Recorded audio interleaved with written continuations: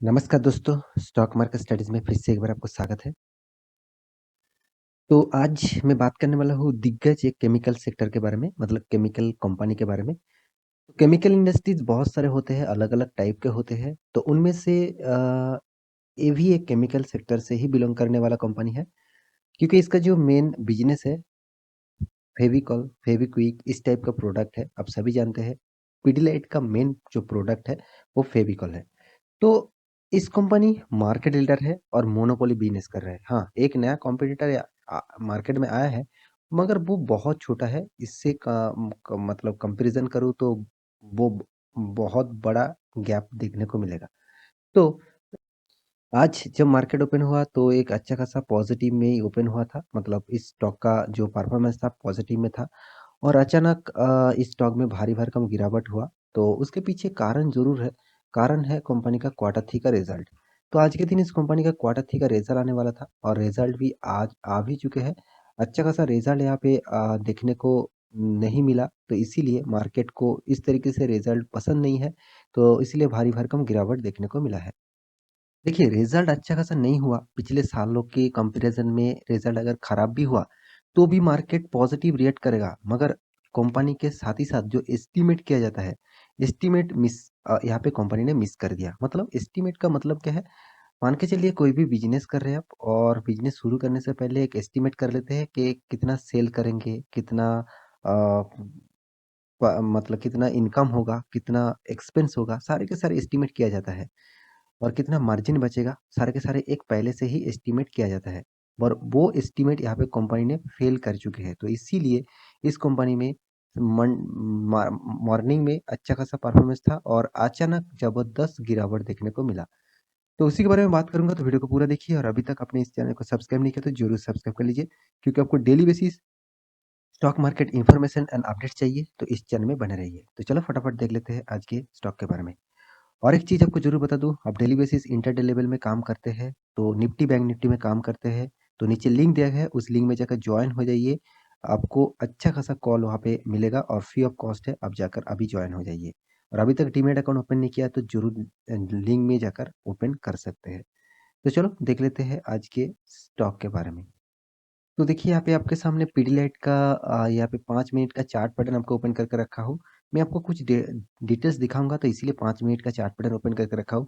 देखिए मार्केट जब ओपन हुआ, मार्केट आज के दिन जो ओपन हुआ, इस कैंडल से ओपन हुआ। यहाँ पे जो ग्रीन कैंडल दिख रहे हैं, इस कैंडल से ओपन हुआ और उसके बाद देखिए थोड़ा करके मार्केट अप ट्रेंड गया और सडन यहाँ पे इतना बड़ा गिरावट देखने को मिला। देखिए 2 कैंडल में बहुत बड़ा गिरावट यहाँ पे देखने को मिला है। और यहाँ पे और एक चीज़ आप देखिए, कितना वॉल्यूम लेकर ही यहाँ पे सेलिंग किया गया है। मतलब कितना ज़्यादा यहाँ पे सेल किया गया है, आप देख सकते हैं हम। इसका मतलब क्या है? कंपनी में कुछ तो खराबी है, तो मतलब खराबी नहीं, कुछ खराबी न्यूज़ आया है, तो इसीलिए इतना ज़्यादा सेलिंग यहाँ पे दिखाया गया है। इतना बड़ा वॉल कैंडल यहाँ पे नेगेटिविटी मतलब रेड कैंडल बना है, उसका मतलब है जो बहुत सारा यहाँ पे सेलिंग किया गया है और उसका नज़रिया यहाँ पे आपको खुद देखने को मिल रहा है।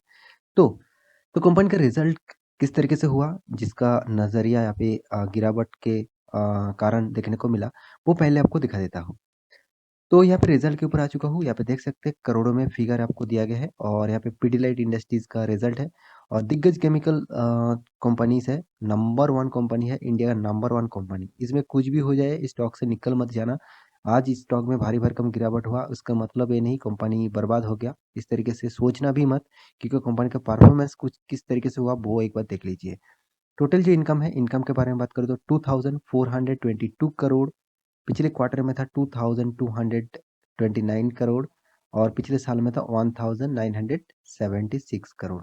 मतलब यहाँ पे जो क्वार्टर थ्री का रिजल्ट है, वो अच्छा खासा इनकम देखने को मिला। क्वार्टर टू में उतना ज़्यादा इनकम नहीं था, यहाँ से यहाँ का जम है। और क्वार्टर थ्री पिछले सालों में जो परफॉर्मेंस है, वहाँ पे तो और भी कम इनकम था। तो ये था इनकम के बारे। और अभी देखना है कंपनी एक्सपेंस कितना किया। देखिए इनकम अच्छा होने से कुछ फ़ायदा नहीं होगा, अगर एक्सपेंस ज़्यादा हो गया तो कंपनी का मार्जिन वहाँ से ही निकल जाएगा। तो देख ले मतलब यहाँ पे देखा जाए कि कंपनी किस तरीके से एक्सपेंस किया। तो टोटल एक्सपेंस के बारे में बात करूँ तो 1989 करोड़, पिछले क्वार्टर में 1787 करोड़, पिछले साल में था 1427 करोड़। मतलब क्या है, कंपनी ने इनकम तो ज़बरदस्त किया था, मगर यहाँ पे कंपनी ने एक्सपेंस भी ज़बरदस्त कर चुके हैं। पिछले सालों में क्या था 1900 और एक्सपेंस क्या 1400 और यहाँ पे इनकम जिस तरीके से हुआ उस तरीके से उसके भी ज़्यादा यहाँ पे एक्सपेंस कंपनी कर चुके हैं। तो उसके बाद बारी है कंपनी का टोटल टैक्सेस की। कंपनी एक्सपेंस जो है उसके बाद कंपनी टैक्स पे किया, सारे के सारे टैक्स को पे करना पड़ा। उसके बाद टैक्स पे करने के बाद कंपनी के हाथ में आया प्रॉफिट फॉर द पीरियड। तो इस पीरियड में कंपनी के हाथ में क्या प्रॉफिट आया, कितना 322। पिछले क्वार्टर में कितना था 339 और पिछले सालों में था 409। तो यहाँ पे क्या देखने को मिला कि कंपनी ने प्रॉफिट तो किया मगर पिछले सालों के भी कंपैरिजन में कम प्रॉफिट किया, पिछले क्वार्टर के कंपैरिजन में भी कम प्रॉफिट किया। तो दोनों ही परफॉर्मेंस पिछले सालों में, पिछले क्वार्टर में दोनों ही परफॉर्मेंस अच्छा खासा था। तो रिजल्ट यहाँ पे कुछ नेगेटिविटी देखने को मिला। नेगेटिविटी मतलब रिजल्ट अच्छा है, मतलब रिजल्ट अच्छा खासा किया, पॉजिटिव में किया, मगर कंपनी का रिजल्ट यहाँ पे डाउन हो गया, फॉल हो गया। तो इसीलिए भारी भरकम गिरावट देखने को मिला। तो मार्केट को इस तरीके से रिजल्ट अच्छा नहीं लगते हैं, क्योंकि जो कंपनी पिछले सालों के भी टक्कर नहीं दे पाया और पिछले क्वार्टर को भी टक्कर नहीं दे पाया, मगर उसका रिजल्ट खराब हो चुके हैं। इसी को मानकर मार्केट में आज के दिन इतना भारी गिरावट हुआ।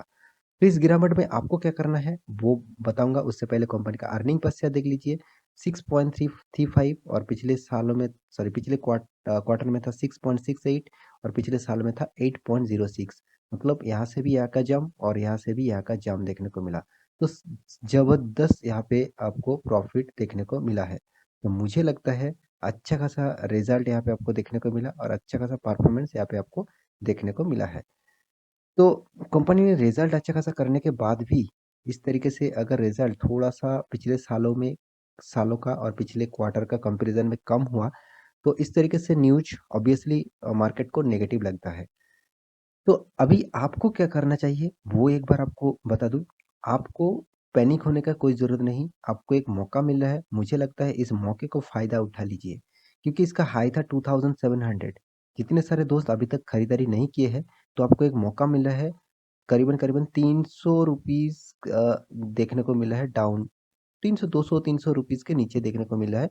तो इस यहाँ पे आपको 200 रुपीज़ के नीचे इस कंपनी का प्राइस देखने को मिला है। तो एक मौका है अभी आपको बाइंग करने का।